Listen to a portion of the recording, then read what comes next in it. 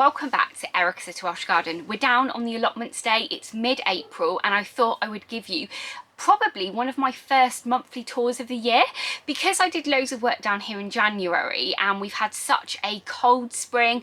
I've been busy at home building my greenhouse and then the polytunnel. I've just not really done much up here at all. So since the weather is really nice today and I'm hopefully going to plant some of my potatoes, I thought I would give you a tour. So firstly, we're in the polytunnel. Last September I planted some onion sets in here. Never done that before, never used my polytunnel to grow over winter, but I thought I'm going to put some onions in and see if they will be ready at the time I would usually put my tomatoes in, which is kind of around about mid-May, maybe early June. So I am so pleased with how well this crop is doing. They are really starting to kind of bunch up now, and my onions are showing no signs of bolting at all. And I thought that would possibly happen quite early in here, because obviously with an onion set, they're already in their second year when you plant them. They go through a winter, they have a few cold spells, maybe hot spells, and then it kind of really confuses them and they think, I better make some seed now because I'm coming to the end of my life. So yeah, I think it was about 50 onions that I put in here, and none of them are showing any signs of bolting. I also had some onion seeds which were Ailsa Craig, and I put a row in here and they are all doing really well. And to be honest, I never actually thinned them out. So I've got some clumps here of maybe like 4 or 5 Ailsa Craig onions kind of there and some here, but I thought I'd just let them grow on a bit and then I can use those as spring onions or something like that. So I'm super pleased with this, and I think, you know, overwintering onions in a polytunnel is something that I'm going to be doing next year, the year after, and so on. So definitely something that I've learned there and very pleased with. My carrots that I'm growing in the tubs over there, you've just seen at the very beginning, I've just watered them, and so far they are not really growing and a little bit disappointed. Many people said that I'd overcrowded them, so it'll be interesting to see. They are also a biannual crop, which means they will flower in their second year.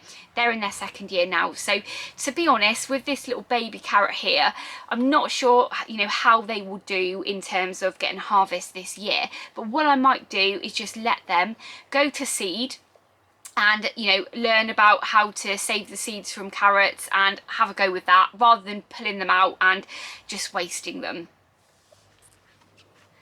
We're down on the plot now, and as I said, you can see I've not really done much this year, but I'm so pleased. I've just put my Sarpamira potatoes in buckets down at the bottom. I've been meaning to do that for absolutely ages, but just haven't had the chance. So I'm so pleased that I've got them in the ground now. But if we kind of have a quick look at the plot, I'm really pleased with my rhubarb. I've got 2 types of rhubarb on my plot. One was planted quite recently and it's doing really well, but it's actually had a couple of flower stalks come up, so I've pulled those out yet, but I've not harvested any on there. And my Timperley early, that is also growing pretty nicely, but I've never really harvested much off that because it's taken a good couple of years to really get going. So maybe this will be the year that I do take some of that. But if we start at the kind of top beds on my allotment, I've not actually finished those off yet because I've got onions and garlic growing in them.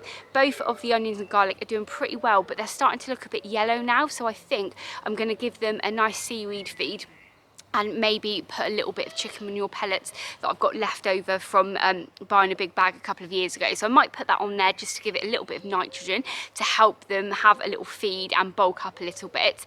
And then in the middle of the plot where I put the chippings down, I'm really pleased with how that's looking, but as you can see there are quite a lot of dandelions on there. But to be honest, this is probably the first year ever that I've kind of like I thought actually these are really important for wildlife, so that's my excuse why I haven't taken them out. But I think as and when I do plant up the beds in the middle, I will just, you know, dig them out as and when, but they can stay there at the moment. Then if we have a look down on my raised bed, that's got onions and garlic in. Again, it's doing pretty well, and there's a random kale in there that's was left over from last year that never really came to anything.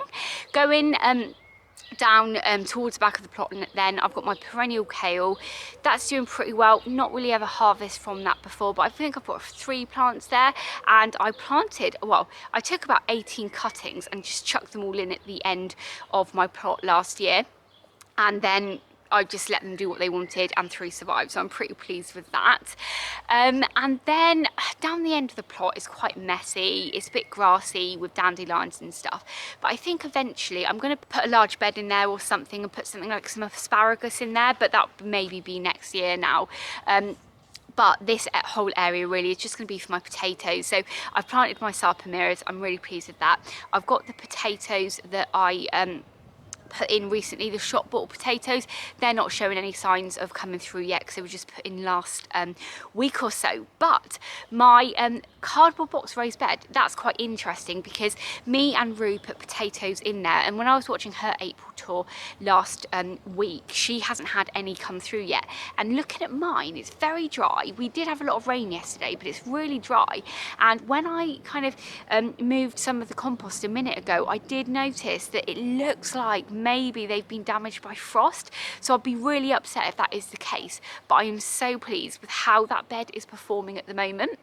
So, you know, as I said, there's not loads going on at the moment. I think I've been quite lucky actually, because we've had this really cold spring, so it's meant that we couldn't really actually do much out in the garden. So it's given me a little bit of a saving grace, because I've been able to just work on my greenhouse at home and also my polytunnel. I'm so excited for my polytunnel. It's 3 meters by 6 and it is now up, so I just need to do it little bits and pieces there and film a video, and I can show you that.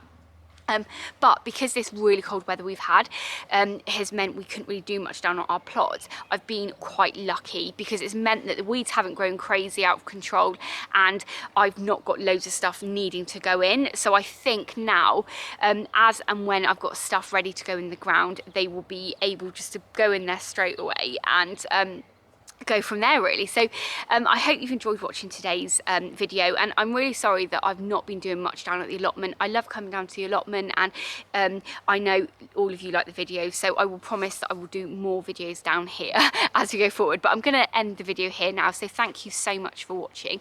If this is the first time you're watching one of my videos, please do hit that subscribe button and ring the bell so you're notified of all of my latest videos. As ever, YouTube have some videos up now on the screen that they think you'll like, so please go ahead and watch those, and I will catch up with you in the next episode. Bye!